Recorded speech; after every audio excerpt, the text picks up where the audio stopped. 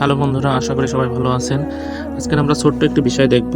অনেকেই যখন video upload করে তখন ইউটিউব থেকে অ্যাড সাউন্ড ব্যবহার করে সাউন্ড অ্যাড করতে পারে। আবার অনেকেই ভিডিও আপলোড করতে গেলে দেখা যায় যে তারা সাউন্ড অ্যাড করতে পারছে না। আসলে এই সমস্যার কারণটা কি, সেটাই আজকের এই ভিডিওতে দেখব।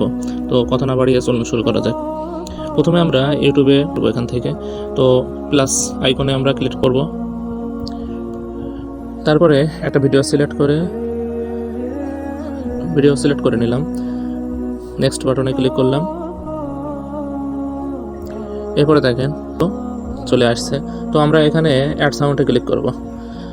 তো অ্যাড সাউন্ডে যখনই ক্লিক করব তখনই দেখেন নিচে একটি লেখা দেখাচ্ছে। আমি আবারও ক্লিক করছি। Sound can only added to video that are 60 second or shorter. তার মানে এখানে বোঝানোর চেষ্টা করছে যে আপনার যদি 60 সেকেন্ডের ভিতরে থাকে তাহলে আপনি অ্যাড সাউন্ড থেকে আপনি ভিডিওতে সাউন্ড অ্যাড করতে পারবেন। আর যদি এর বেশি দীর্ঘ হয় অর্থাৎ সাউন্ডটা আপনি অ্যাড করতে পারবেন না।